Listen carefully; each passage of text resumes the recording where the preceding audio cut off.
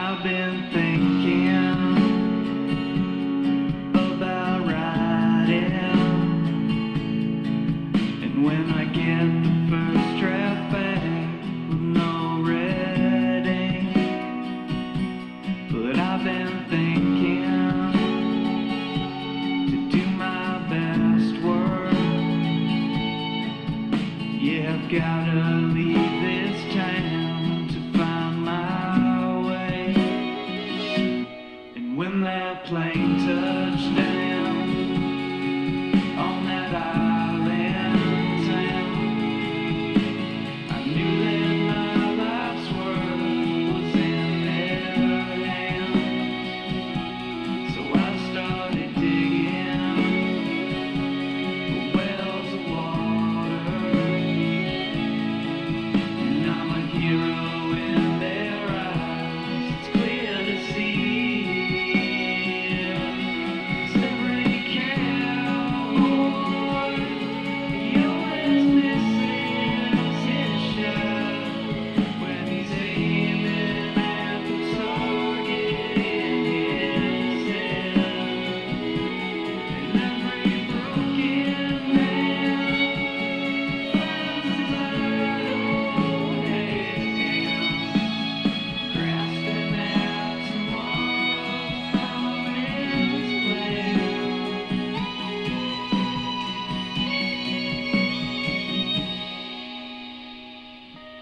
And I've been thinking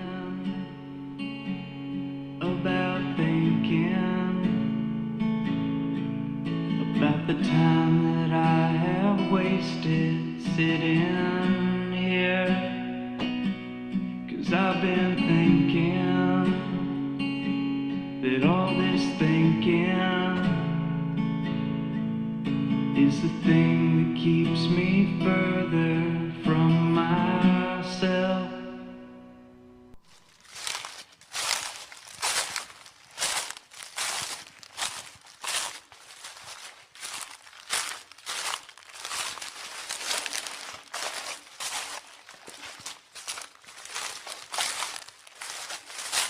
Welcome, folks, to our MJA podcast, the series MJA News Spots. This is part 3. Coming soon, MJA Podcast, episode 18, part 1, The Death of Marcus Merritt Sr. MJA done a live podcast on May 25, 2016 with the national group called Together We Stand concerning the death of Marcus Merritt Sr. Mr. Merritt was found deceased at his home in Leonville, Louisiana on January 4th, 2013. The podcast and documented evidence from the podcast led to, on June 2nd, 2016, the state of Louisiana exhumed Mr. Merritt's body to do an autopsy and a death investigation that was not done in 2013 when he was discovered dead. Since the estranged wife was considered as Mr. Merritt's legal kin as married, she would have had to sign the order. On several occasions and approached by different people, she refused to sign the order. So our stand and mission was to paint the estranged wife as a suspect. Then Mr. Merritt's mother could sign the order to have her son's body exhumed. It wasn't hard to find evidence against the estranged wife that was documented. Her story had changed 3 times. One story, she was talking to Mr. Merritt on the phone and heard a gunshot. But yet she called her parents to go over to the house instead of calling 911. The estranged wife was at work at the hospital. That's a big issue. We learned the estranged wife had a personal relationship with the Leonville chief of police. They used a cover to keep their relationship a secret by using the chief of police's nephew. The nephew would pick her up and drop her off when she met with the chief. Her and the chief of police would go out of town for dinner and drinks in a motel room. Their secret came tumbling down when a clerk at the motel told Mr. Merritt's family about their relationship. I believe on May 2016, the live podcast MJA and Together We Stand provided a solid case of true evidence for Mr. Merritt to be exhumed. It really wasn't surprising when they ruled to exhume the body because by law they had no choice. But what did surprise me, they done it so quick. The state was made aware that the victim's family wanted me in the autopsy room because I used to go on calls with a deputy coroner and watch him do autopsies. But the state of Louisiana made the timing so I couldn't get a flight out of New York to Louisiana when the autopsy was going to be done. We all know they done this on purpose. They didn't want me in the autopsy room because of my experience. Let me tell you about Mr. Merritt's mother. She has spearheaded this investigation, and the very first time I spoke to her, all she wanted MJA to do is look over the case and give our opinion. She said she could handle the truth if our ruling ended up being suicide. Well, folks, this mother had files, emails, tape recordings, dates and times of phone calls. She also had her findings and feelings as to what happened to her son, and she also had a possible way of how her son was murdered. Her name is Royce, and she is a true firecracker when it comes to family and to her son's case. I knew that she just had visited her son over Christmas. I knew if there was something wrong, Royce would have picked up on it. A mother always knows when something isn't right with one of their children. Royce is very smart, and people, we are talking that she has done covert operations to find the true answers. Royce is book smart and street smart. Her words come naturally when we have to talk about important details. Royce has a strong memory for all of the details. She is in tune with the world and the evil in the world. It didn't take long for MJA to see big holes in the state's case that it was a suicide. First of all, how can you rule it a suicide when an autopsy wasn't done, there was no eyewitness to the suicide, and no one else was at the home at the time? No autopsy, no tox screen, no blood or tissue samples. There was no GSR test done on Mr. Merritt to see if he even fired a gun. There was no death investigation into the death of Mr. Merritt. The state of Louisiana has no evidence to prove suicide. It was very reckless and very unprofessional to rule in such a manner with no investigation being done. There are no true facts or evidence. Let me tell you about Miss Fernandez, who owns and operates Together We Stand. The group is nationwide. They are advocates for the victims' families against criminal and social injustice, police misconduct, which has become a big issue nationwide. Together We Stand has a long reach that covers all social issues. Working with Ms. Fernandez, I have learned very quickly she is dedicated, passionate, surprising, a good speaker, an excellent writer. She is direct to the point. She is witty and funny, and she is charming. She is down to earth to what is right or wrong. She doesn't play race as an ace in the hole. Miss Fernandez, from what I have seen, treats everyone equal. That goes without saying. If you are the enemy, look to be treated in kind. Would she use a gray area to her advantage? Well, yes, if it benefits justice and the truth comes out. Gray areas are just that. When this occurs, the law can't even come out and say a law is broken. About gray areas where you have to decide what your moral compass tells you to do, or do you follow the letter of the law? A good reference is an amateur private detective who had a high-value suspect, a serial killer. For some reason, this suspect wasn't on anybody's radar but the PI's. The detective waits until the killer leaves the house and he breaks in. The detectives find items that he knows come from the murdered female victims. There was a big reward attached to the case. The private detective panics and calls police and tells them where he's at and what he has found.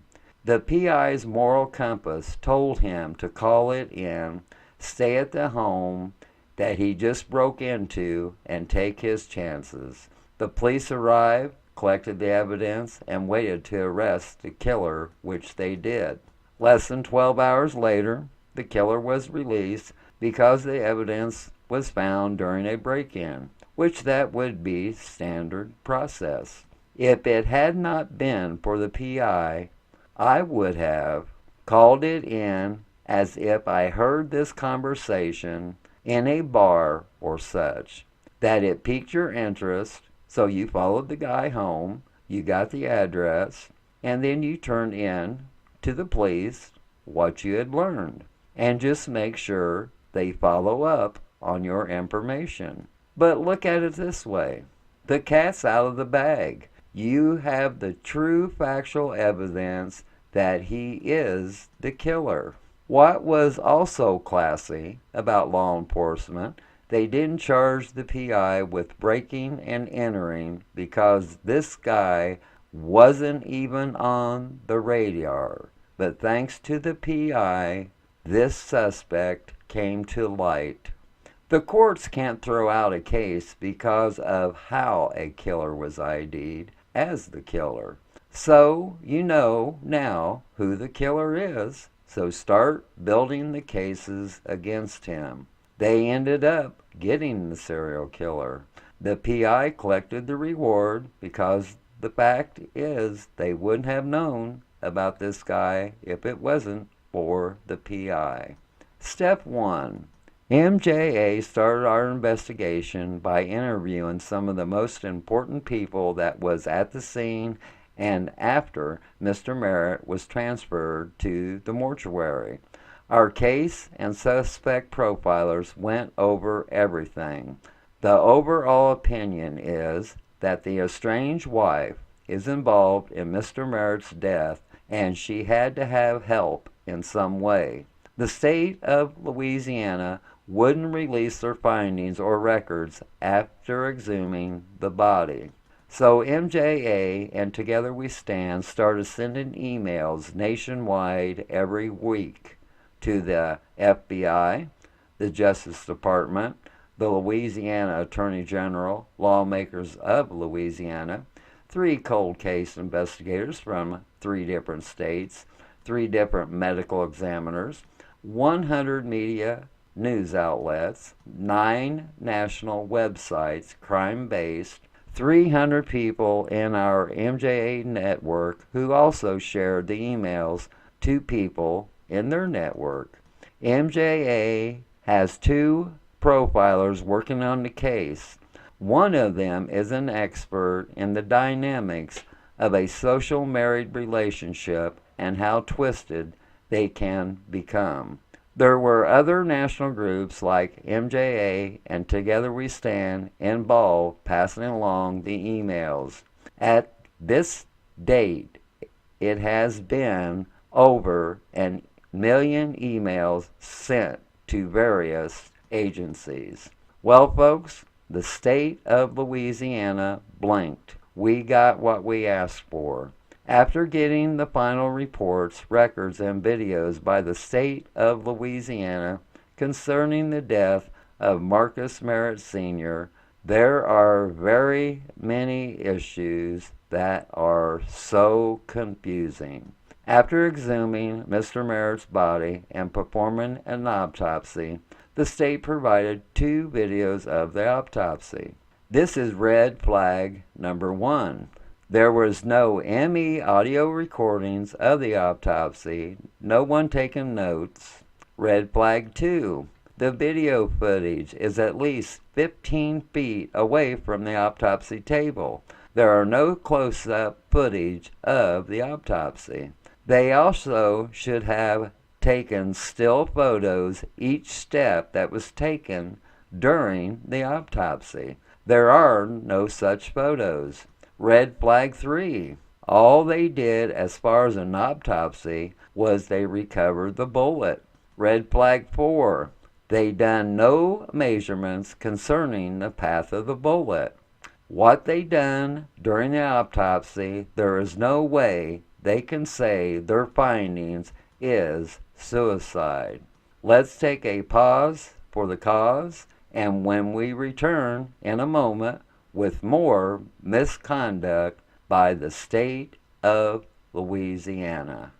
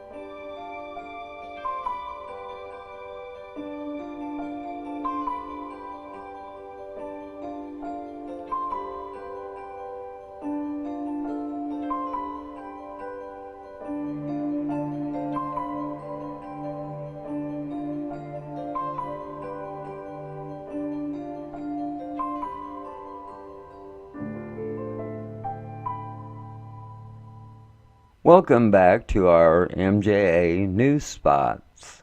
This is Part 3, coming soon. MJA Podcast, Episode 18, Part 1, The Death of Marcus Merritt Sr. Okay, folks, let's use some common sense. If you're going to take the time and pay the cost to have a body exhumed, wouldn't you think you would do a top-notch autopsy? Red flag 5. They done something during the autopsy that was uncalled for, and it had no evidentiary value in doing so. I will be having a conversation with them about this issue that I and others saw on the video. It disturbed me so much I'm not even going to mention what they done on the podcast, which will be Episode 18, Part 1. The state of Louisiana provided witness statements. Red flag 6. MJA learned that their statements had been slanted to a suicide, when the truth is their whole statements had been edited. I am sorry, folks, but they can't edit a witness statements to fit their own needs. Red flag 7. From all the experts I have talked to, claim people who are making plans for the future aren't going to kill themselves. Mr. Merritt was days away from moving to Texas for a job and to hook up with an ex-girlfriend. This is a very key factor to the state of mind of Mr. Merritt and the feelings that he was in at the time. The state of Louisiana provided death room photos with Mr. Merritt still in the room. These are the photos they denied having, and now we know why they didn't want anyone to see the death room photos. Red flag 8. When a case is ruled a suicide and you apply the Freedom of Information Act, the state has to release those documents and photos, and they refused to do so on 3 different occasions. They claimed no records or photos existed. Death room photos has many issues that the state can't explain away. Red flag 9. The position the victim was found in with the photos taken. It defeats the laws of gravity. No matter what position Mr. Merritt was in when he had killed himself, his body could not have done a 180 turn after death. The photos show the way Mr. Merritt was found, and you can see plain as day to be in that position, his body would have had to do a 180 turn. That's not possible.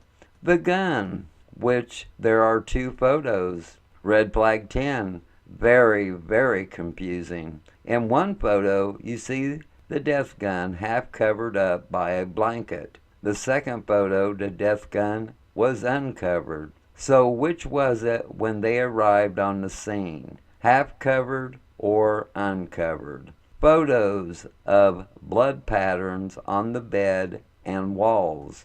Red flag 7. If you look at the blood pattern on the bed and on the walls, you can see clearly that the body was staged. It's not rocket science, it's laws of gravity. Photos of blood spatter. Very confusing. Blood splatter analysis. Blood is primarily made of water, and as such it behaves much like water and therefore must obey the laws of motion and gravity. Red flag 12. Looking at the photos of the death room of the blood spatter is going in 2 different directions. There are only 2 ways that's possible. There was an obstruction of the blood spatter, true direction, and the velocity blew the blood spatter in the other direction. But the blood spatter would be less profound. Well, folks, there was no obstruction. The only other way it's possible is Mr. Merritt was hit by something, drawing blood before he was shot or after he was shot. The blood spatter shows 2 different impacts to Mr. Merritt's head area. State police report of the estranged wife's 2 medications found in the death room and no medications found for Mr. Merritt. Red flag 13. Photos of the death room shows 5 bottles of medication present. Leonville Chief of Police questioned by the Louisiana State Police during the death investigation. Red flag 14. The chief admits under questioning that he washed down the death gun without doing any testing on it first. Red flag 15. The chief of police still has his job and wasn't suspended and didn't lose any pay. The estranged wife was given 2 polygraph tests. Red flag 16. The results of both tests were inconclusive.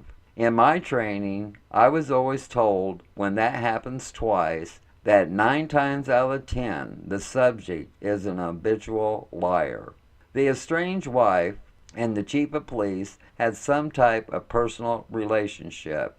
Red flag 17. During the death investigation, they were never questioned about that relationship. Red flag 18. At the death scene, the chief of police waved off the parish district officer, saying he would handle the case because he knew the family. MJA Investigations had 5 experts look at the evidence of Mr. Merritt's death investigation. Their opinion is there is no concrete evidence of suicide, but there is evidence that people tried to hide.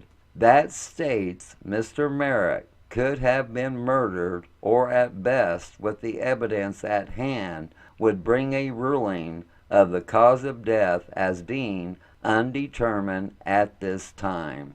Prime factors, laws of gravity and motion. When the victim isn't moving, it's not possible for a body to do a 180 turn when you're shot in the mouth. When the victim isn't moving, it's not possible for blood spatter to go in 2 different directions. In their opinion, that the Louisiana State Police and the Leonville Chief of Police are still hiding things and haven't released all the documents concerning Mr. Merritt's death investigation. I want to thank our listeners, and I have a quote for you all. Who are you to judge the life I live? I know I'm not perfect, and I don't live to be. But before you start pointing fingers, make sure your hands are clean. Bob Marley. Coming soon to our MJA podcast, episode 18, part 1, the death investigation of Marcus Merritt Sr. That's the end of tonight's podcast, the series MJA News Spots, and this was part 3. My name is Mark, and thanks again for listening in, and good night from Plattsburgh, New York.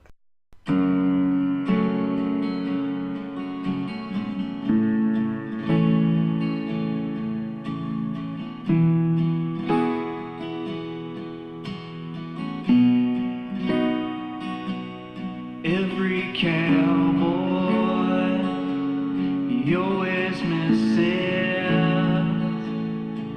when he's aiming at the target in his head.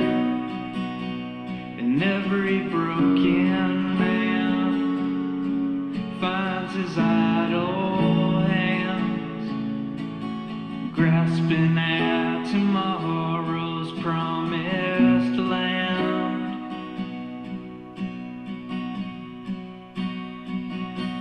And I've been thinking